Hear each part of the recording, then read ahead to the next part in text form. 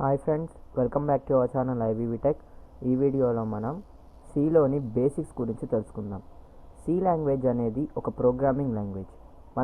మన పీసీతో మాట్లాడాలన్నా, ఒక స్టేట్మెంట్ని ప్రింట్ చేయాలన్నా, ఒక వర్డ్ని ప్రింట్ చేయాలన్నా, ఒక నెంబర్ని ప్రింట్ చేయాలన్నా ప్రోగ్రామింగ్ వాడతాం. ప్రోగ్రామింగ్ అన్ని వాటిల్లో వాడుతున్నాం. అంటే జస్ట్ లైక్ గేమ్స్ అవ్వచ్చు, వెబ్సైట్స్ అవ్వచ్చు, దేనిలో అయినా programming is the basic. Programming లేనిదే మనం దేన్ని ప్రింట్ చేయలేము, అసలు మనం పీసీని కంట్రోల్ కూడా చేయలేము. సో ఇవాళ మనం సి ప్రోగ్రాంలో ఉన్న బేసిక్స్ గురించి తెలుసుకుందాం.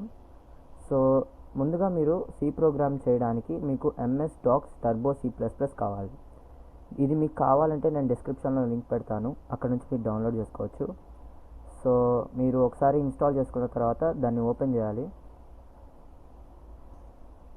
ఓపెన్ చేసిన తర్వాత మీకు ఇక్కడ వీడియోలో మీకు సైడ్ విండో కనబడుతూ ఉండొచ్చు, అంటే చిన్నగా కనబడవచ్చు విండో.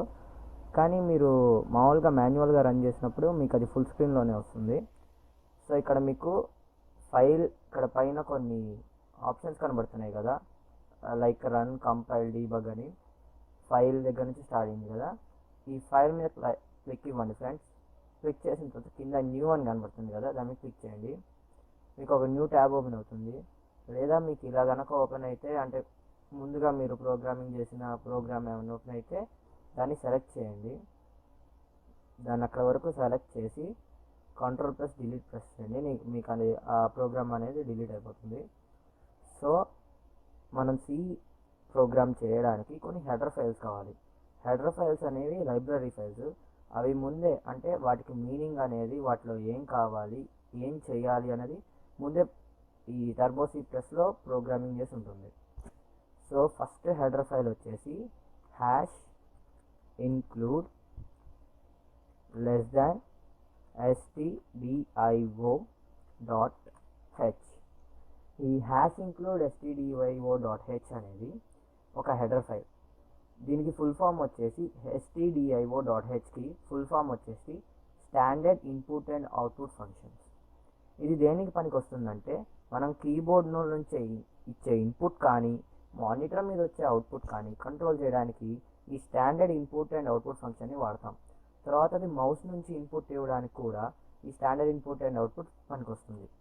సెకండ్ హెడర్ ఫైల్ వచ్చేసి #include conio.h. ఇది కూడా ఒక హెడర్ ఫైల్. ఈ conio.hకి ఫుల్ ఫామ్ వచ్చేసి consolidated input and output functions. Second తర్వాతది వచ్చేసి void main మెయిన్ ఆఫ్. ఈ రెండు బ్రాకెట్స్ని మనం మెయిన్ అంటాము. ఇది కూడా మనం ప్రోగ్రామింగ్లో ఇంక్లూడ్ చేసుకోవాలి, ఎందుకంటే ఇది సింటాక్స్. తర్వాతది వచ్చేసి ఓపెన్ ఫ్లవర్ బ్రాకెట్స్. ఈ వాయిడ్ మెయిన్ అనేది, ఈ స్టేట్మెంట్ ఎందుకు రాస్తామంటే ఇది ప్రోగ్రామ్ యొక్క స్టార్టింగ్ని తెలియజేస్తుంది. ఇప్పుడు వాయిడ్ మెయిన్ అని ఉంది. మెయిన్ ఆఫ్ తర్వాత ఏదైతే మనం ఫ్లవర్ బ్రాకెట్స్లో రాస్తామో ఆ ప్రోగ్రామ్ అనేది ఎగ్జిక్యూట్ అవుతుంది. అది ప్రోగ్రామ్ అని చెప్పడానికి వాయిడ్ మెయిన్ వాడతాము. అలాగే ఫ్లవర్ బ్రాకెట్స్లో మనం ప్రోగ్రామ్ ఎందుకు రాస్తామంటే, ఫ్లవర్ బ్రాకెట్స్లో రాసిన ప్రోగ్రామ్ మాత్రమే ఇక్కడ ఎగ్జిక్యూట్ అవుతుంది.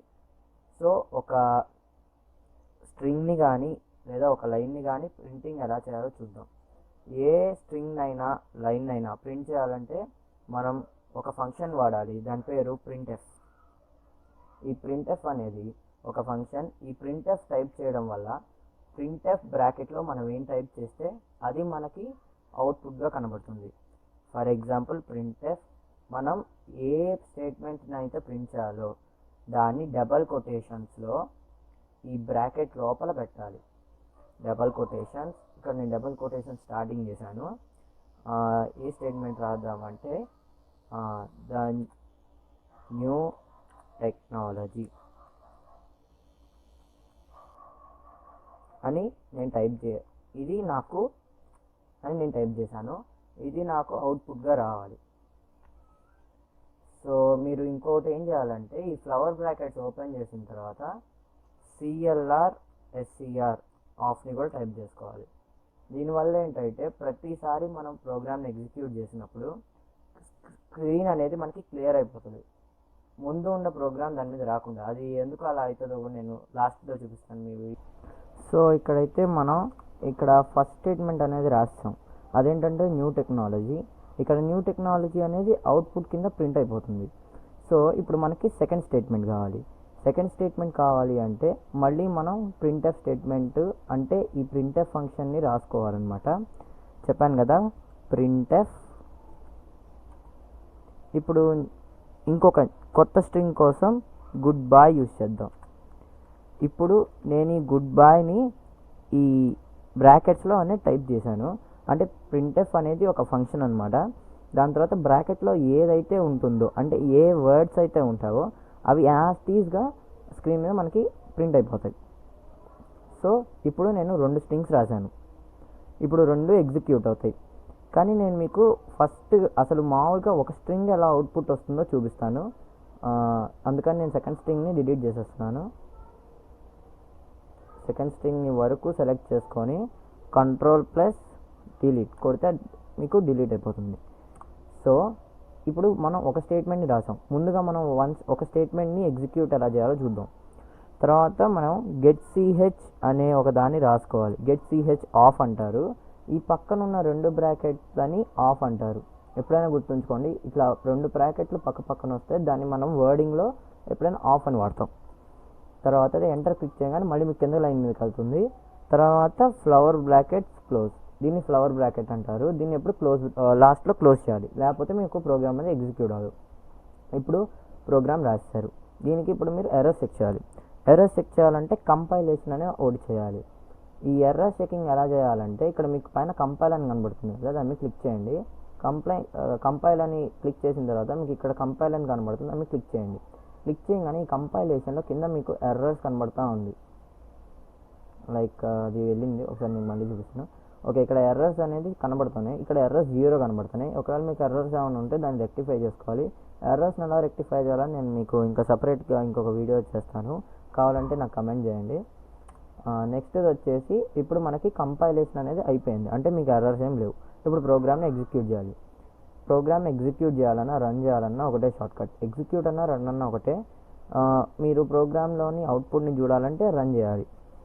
సో దానికోసం Ctrl+F9 అనే షార్ట్కట్ని వాడాలి.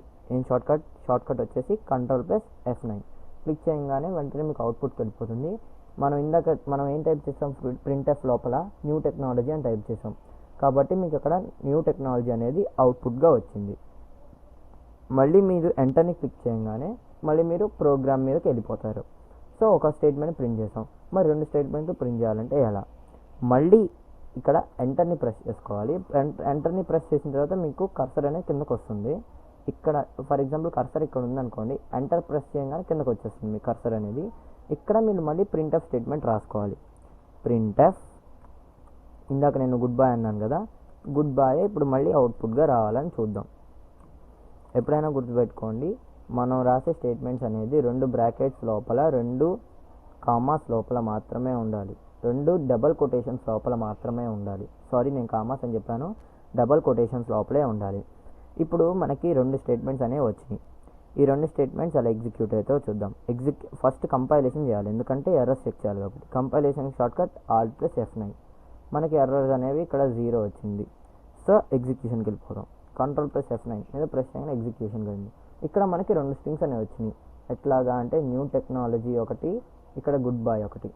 సో ఇప్పుడు మనకి 2 స్ట్రింగ్స్ వచ్చినాయి, కాకపోతే ఈ 2 కలిసిపోయి వచ్చినాయి. కాబట్టి ఈ రెండింటిని మనం డివైడ్ చేసి ఫస్ట్ న్యూ టెక్నాలజీ పడాలి, కింద గుడ్ బాయ్ పడాలి. సో మనం ప్రోగ్రామ్ని మోడిఫై చేయాలి. ఇప్పుడు ఎంటర్ ప్రెస్ చేయండి, మళ్ళీ ప్రోగ్రామ్లోకి వెళ్తారు. మీకు 2 లైన్స్, ఒక 2 లైన్లు సపరేట్గా రావాలంటే ప్రతి స్టేట్మెంట్కి అంటే ప్రతి సెంటెన్స్కి లాస్ట్లో /n అని ఒకదాన్ని యాడ్ చేయాల్సి ఉంటుంది. ఇదేంటంటే ఎస్కేప్ సీక్వెన్స్. ఈ ఎస్కేప్ సీక్వెన్స్ ఏం చేస్తుందంటే 2 స్టేట్మెంట్స్ని బ్రేక్ చేసి రాస్తుంది. ఫర్ ఎగ్జాంపుల్ మీరు ఇక్కడ 2 స్టేట్మెంట్స్ని రాసాం మనం, కాబట్టి ఫస్ట్ మన కంప్యూటర్ ఏం చేస్తుందంటే ప్రింట్ఎఫ్ అని చూస్తుంది. ఇది చూడంగానే ఓహో అంటే ఇప్పుడు ఈ బ్రాకెట్ లోపల ఉన్న స్టేట్మెంట్ని ప్రింట్ చేసేయాలి అని దానికి అలా అర్థం అవుతుంది. కాబట్టి అది అలా ప్రింట్ చేస్తున్న టైంలో ఇక్కడ /n అయితే అది ఎప్పుడైతే చూసిందో వెంటనే ప్రోగ్రామ్ అక్కడ బ్రేక్ అవుతుంది. అక్కడ బ్రేక్ అయ్యి నెక్స్ట్ లైన్కి వెళ్తుంది. సో అక్కడ మీకు అనేది ఆటోమేటిక్గా స్పేస్ వస్తుంది.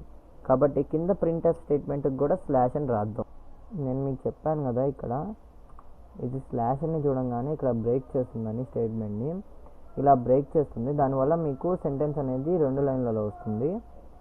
సో ఇప్పుడు మనం ప్రోగ్రామ్ని ఎగ్జిక్యూట్ చేద్దాం. ప్రోగ్రామ్ ఎగ్జిక్యూషన్కి Ctrl+F9 షార్ట్ కట్ ప్రెస్ చేయగానే ఇదిగోండి మీకు 2 లైన్లలో అనేది అవుట్పుట్ అనేది వచ్చేసింది.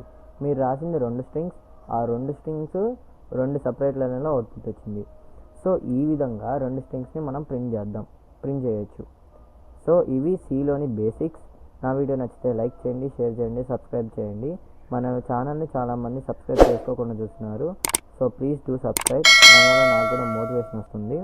ఓకే, ఇప్పుడు నేను అప్లికేషన్లో మీకు లోపలికి రావడం చూపించాను, కానీ బయటకు వెళ్ళడం కూడా చూపిస్తాను. అప్లికేషన్ నుంచి ఎగ్జిట్ అవ్వాలంటే మీకు కీబోర్డ్లో షార్ట్ కట్ యూస్ చేయాలి. అదేంటంటే Alt key + X క్లిక్ చేయగానే ఇక్కడ మీకు ఒక పాపప్ ఓపెన్ అవుతుంది. Do you want to save it or not అంటుంది. అంటే మీరు ఒకవేళ ఈ ఫైల్ని సేవ్ చేసుకోవాలనుకుంటే ఎస్ మీద క్లిక్ చేయండి. నో అంటే మీకు సేవ్ చేసుకోవడం ఇష్టం లేకపోతే నో మీద క్లిక్ చేయండి. క్లిక్ చేయగానే మీకు ఒక బ్లాక్ స్క్రీన్ ఓపెన్ అవుతుంది. ఇక్కడ ఎగ్జిట్ అని టైప్ చేయండి, EXIT ఎగ్జిట్ అని టైప్ చేసి ఎంటర్ మీద ప్రెస్ చేయండి. ఎంటర్ మీద ప్రెస్ చేసిన వెంటనే మీరు వెనక్కి వెళ్ళిపోతారు. సో ఈ విధంగా మీరు Cలోని బేసిక్ యొక్క ప్రిన్సిపల్స్ని, అంటే మీరు ఒక స్టేట్మెంట్ ప్రింట్ చేయాలన్నా ఇలాగే ప్రింట్ చేయొచ్చు. So thanks for watching friends.